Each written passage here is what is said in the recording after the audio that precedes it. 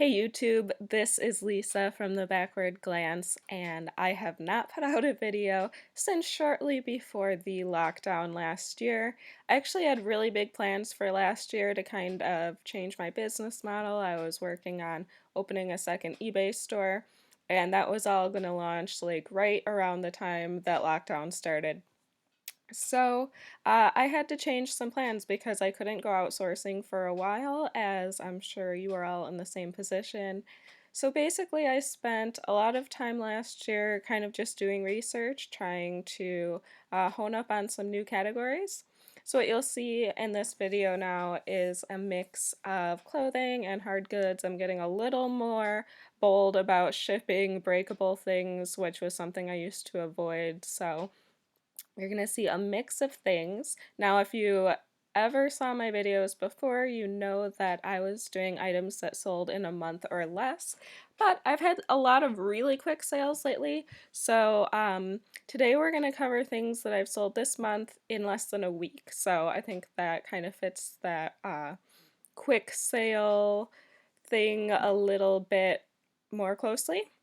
So we will just dive into it, and at the end we will also talk about a few things that took forever to sell just to balance some stuff out here. So item one is this logo lounge tunic, size large. I continue to do well with logo and logo lounge. It is a QVC brand. Usually the bigger sizes, I'll pick up the smaller ones if they're really cute. The bigger ones do tend to sell faster, as is kind of a little bit of a rule of thumb on eBay. This one actually had little stars in the print, which was pretty cute. And it sold in one day for $22, and that would have been a offer to watcher, probably with a counter offer. This Tefal skillet was induction compatible, which is something that people really look for when they have those induction burners. And it had the copper bottom. There it is marked induction. This one I paid $3.16 for and sold it for $15 on the day that I listed it. On these bigger items, really on any item, I will start making deals right away. I always kind of figure into my price that I'm going to be making offers to watchers and maybe getting counter offers. So that's why you kind of see the price differ from what's on the screen. And I am totally happy with that quick flip. Vietri, this is a brand that I've sold quite a few pieces of recently. It's an Italian pottery brand. This one is called City Scenes, and kind of a rare one on eBay, not a ton of pieces available. I picked this up for $1.58. It sold in 3 days, and it brought my full asking price of $24, which is not bad for a coffee mug in my opinion. A pair of Madewell jeans. The 9 and 10 inch high rise skinny seem to be the ones that I find the most often in my thrift stores. The extra details on this, I think, are what helped it sell fast, which is the button fly and the raw hem. I don't find that as often. So these sold actually within one day of listing. They brought my full asking price of $48, and I paid $5.27 for these.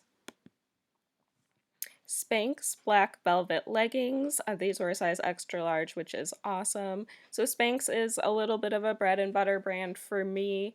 I will pick up Spanx and Spanx assets. The assets don't tend to sell quite as well.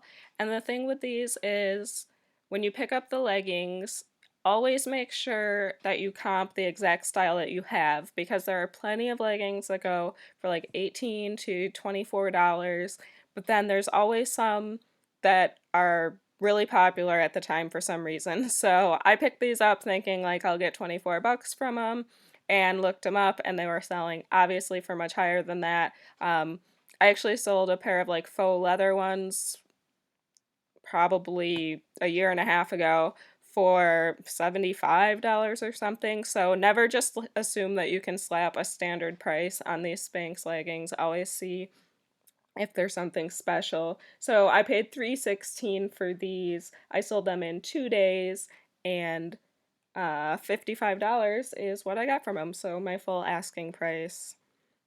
Haven't been showing you tags there, but there's the Spanx label. Next up is this pair of espresso coffee mugs, and these were kind of cool. They're marked KLM, which is the Dutch Airlines, designed by Marcel Wanders.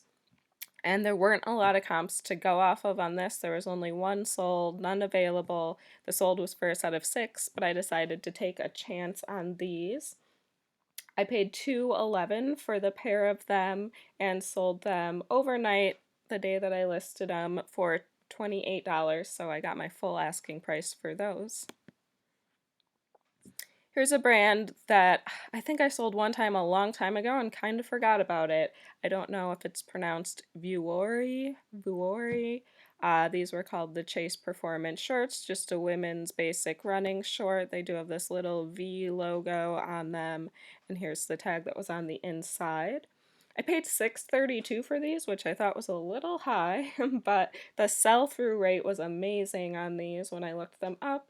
They sold within 6 days for $34, and I got great feedback. Super basic pair of shorts. Didn't exactly look like an amazing higher quality or anything like that, but obviously the brand is sought after. Cashmere, of course, this time of year is always selling pretty well. This Charter Club sweater, just a basic common brand, but it was 100% cashmere and a really nice color, I thought. Paid $5.27 for this and sold it in 3 days for $20. So that again was like an offer to buy or counter offer situation. I'm really happy with that profit and to keep things moving out of my store. This is super cute. It was not big. Here you can see I put this picture in for scale with my hand there. So Morton Pottery Spoon Rest. And when I looked this up, there were none available, and I think 6 sold. And I actually priced a little higher because I thought that's an amazing sell-through rate. Obviously people want these. And it didn't disappoint. So I only had it listed for 2 days. I had paid $1.05 for it, and I sold it for my full asking price of $24. This Hallmark keepsake ornament, Gone with the Wind, Portrait of Scarlett. There were actually a few of these Scarlett O'Hara ornaments, and this was the only one that had a good sell-through rate when I looked it up. So I did pick this up for $5.27, which is again a little more than I like to pay for these Hallmark ornaments. But this sold within 4 days, and I did get my full asking price of $32. This is after Christmas. I'm still selling Christmas stuff. Every couple days I sell something Christmas, which is great because I stocked up on a lot of Christmas this year. Alright, let's see. Next we have this pretty unassuming on the wood rack at Goodwill, and I picked it up and saw, let's see if I've got a better picture of the sticker here. It's not letting me blow it up right now, but basically I saw that it's made in Sweden, and that always kind of tells me that, oh there we go, that I should look it up. And you can't really see the name on this one, it's worn off, but when I did research, that name is Carl Holmberg. So some of the bigger pieces of this go for a lot. As you can see with my hand, this was not a very big piece. It still sold within 5 days for $32, my full asking price, and I paid $2.11 for that. This tooled leather belt, I have a soft spot for these. I used to always wear them with different belt buckles, and this one was in really exceptional condition. It was by the brand Justin Boots, so I didn't know they also made belts, but there's the Justin Boots logo, and really the only flaw with it was that somebody put their initials in it. Had this nice two-tone belt buckle on it, and that sold the same day I listed it. It sold for $28, my full asking price, and I only paid $2.16 for that. This was a cool find because I actually grabbed this from a little antique market, And it's always hard to find things at antique markets where you assume that people are looking things up on eBay and they know how much they're worth. But this is a Bing and Grondel plate in the blue fluted pattern, and it's actually from the Palace Hotel in Copenhagen. So there weren't a ton of comps to go off of. These pieces must be fairly rare, but collectible. I sold this on the same day I listed it for $20. I paid $2.37. It was on sale. The antique booth was on sale, but it was still only marked like $3.50 or something. And that again was like an offer to watch or encounter situation.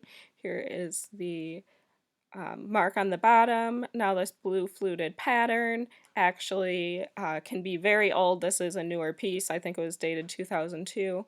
But if you find the old Royal Copenhagen blue fluted, keep an eye out for that. Some of those pieces are incredibly valuable.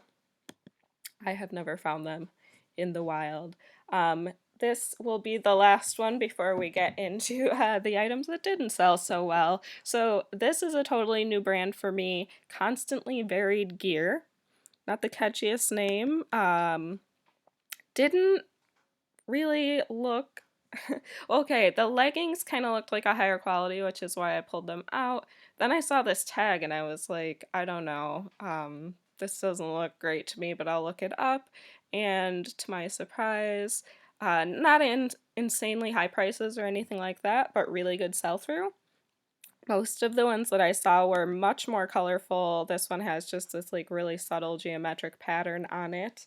Um, so I grabbed them and decided to try them out. These sold for $32 on offers.